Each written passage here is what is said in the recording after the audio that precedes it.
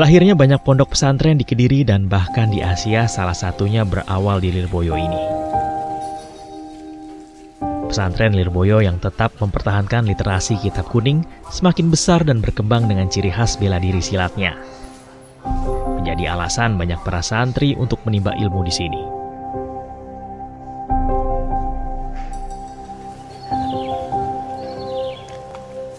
Pencak Dor yang lahir di pesantren Lirboyo Kediri pada era 1960-an juga dikenal sebagai tempat pengkaderan para pendekar silat dari kalangan santri.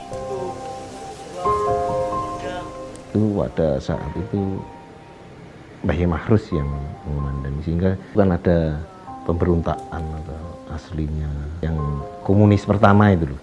Nah itu sehingga di Madiun sudah dikuasai sistem pemerintahan 1 minggu, sistem komunis. Itu yang banyak korbannya kan pondok-pondok pesantren. Nah itu yang anunya Mbah Mahrus juga yang memandui, mengayomi. Jadi ikatan emosional itu terus sampai sekarang.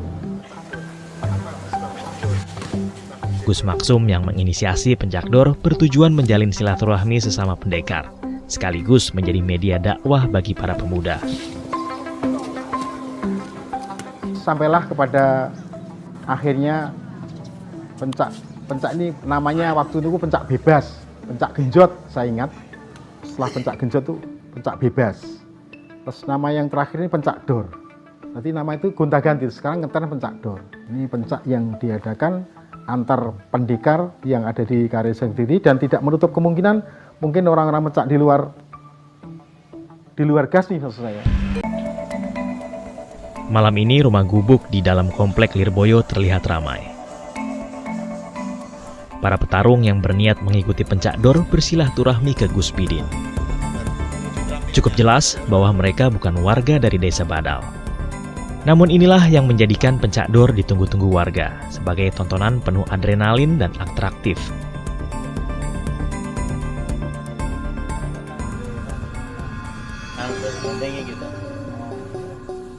Perhelatan Pencak Dor pun akan semakin tertata dan tertib bila ada promotor layaknya tinju profesional. Seperti sosok promotor yang membawa petarung dari luar daerah Kediri ini. Jadi untuk Pencak Dor untuk di Kediri itu memang waris nenek moyang kita yang kita lestarikan sampai sekarang. Para petarung dari luar Kediri pun datang karena memang dengan senang hati tertarik dan ingin memeriahkan tarung bebas ala pondok pesantren. Jadi Pencak Dor itu bahasanya itu bahasa persatuan semua bela diri yang ditampung dalam uji nyali. Uji teknis bela diri yaitu di Pencak Dor. Ada beberapa bela diri di Kediri, di Blitar. Malam berhias lampu di sekitar panggung atau genjot, mengundang orang untuk datang melihat. Dan tentu ini bukan panggung hiburan musik. Karena panggung bertali bambu ini menegaskan fungsi dan kegunaannya. Ya, malam ini event Pencak Dor diselenggarakan. Iringan musik inilah yang menjelaskan arti dari Pencak Dor. Terkenalnya atau penyebutannya itu Pencak Dor karena yang mengisi kan dari kulturnya religi pesantren-pesantren. Yang mengiringi itu sambil sholawatan pakai jidor itu. Berbarengan dengan tata gerak, memukul, menangkap itu. Kalau lambat ya intonasinya, mukulnya itu lambat, disesuaikan dengan gaya membongkar. Alatnya itu ya lebih komplit ya. Kadang ada yang pakai elektronik, ada yang pakai drum band itu untuk dornya. Yang dulu ya beduk itu, karena ciri khasnya dipakai beduk baik besar atau kecil. Tak kurang ratusan bahkan ribuan penonton hadir memadati arena setiap kali Pencak Dor digelar. Jam 8 malam, waktu yang jadi patokan tiap dimulainya acara ini, akhirnya dibuka dengan seremonial. Warga yang menonton maupun yang ingin naik ke genjot menunjukkan antusiasme di masyarakat Kediri dan sekitarnya. Inilah tarung bebas atau Pencak Dor. Sesuai namanya, pertandingan silat ini benar-benar bebas, alias tidak ada aturan atau syarat yang menggunakan ilmu bela diri tertentu. Di situ untuk seorang promotor itu yang megang anak buah, tanding dan tidaknya anak buah atau layak tidaknya itu tergantung dari promotor. Nah, di pencadar itu tidak seperti sudah dilawankan antara A dan B, itu tidak. Jadi memang ini namanya seni bela diri dalam uji nyali. Itu satu naik, siapa yang berani itu kita naiki. Dan itu yang tahu, main itu yang tarung itu promotor yang tahu. Para petarung bebas memilih lawan yang dikehendaki asalkan proses silaturahminya berupa uluran jabatan tangan direspon lawan. Pesilat bertubuh kecil pun dapat menantang pesilat bertubuh lebih besar selama memiliki nyali dan disetujui promotornya. Untuk menjaga keselamatan para peserta, setiap pertandingan dikawal 2 orang wasit yang memiliki keahlian pencak tinggi. Mereka akan melerai pertarungan jika kondisi pesilat tak memungkinkan untuk melanjutkan pertarungan.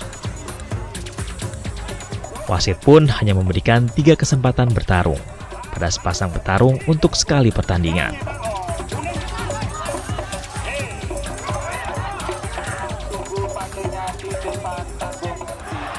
Prinsipnya tidak boleh menyerang ketika sudah jatuh. Itu juga bisa merasakan. Berarti sebagaimana pemihakan, tidak boleh, harus netral kan seperti itu. Yang kedua, punya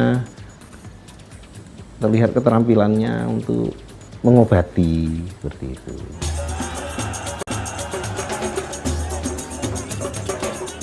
Di akhir-akhir pencakdor, biasanya jawara-jawara unggulan baru keluar, sekaligus menjadi penutup acara.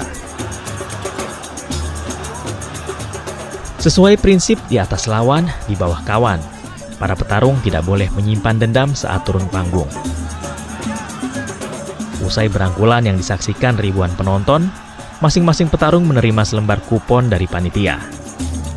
Inilah trofi sekaligus hadiah untuk mereka, usai melakoni duel panggung hingga berdarah-darah. Sistem tradisional ini sangat efektif untuk meredakan ketegangan antar pesilat. Usai beradu jotos, mereka duduk bersama menikmati makan malam sederhana di halaman Aula Muktamar. Saling berkenalan dan bertukar pengalaman seputar dunia persilatan dengan canda tawa. Religi itu dari semua rangkaian yang kita miliki, kita pelajari, kita kaji, baik pencak atau bukan pencak, pokoknya bela diri, itu mesti menanamkan penyandaran atas kehendak, kekuasaan, ketentuan Allah. Di bahasanya almarhum simpelnya itu tanamkan individualitas illa bi'nillah bi'aunillah. Sebuah potret usaha melestarikan warisan tradisi yang berakar pondok pesantren dalam menandai zaman. Praktik dari lagu tarung yang berevolusi seiring zaman dengan tetap berprinsip mengedepankan silaturahmi untuk menjaga hubungan antar sesama umat manusia.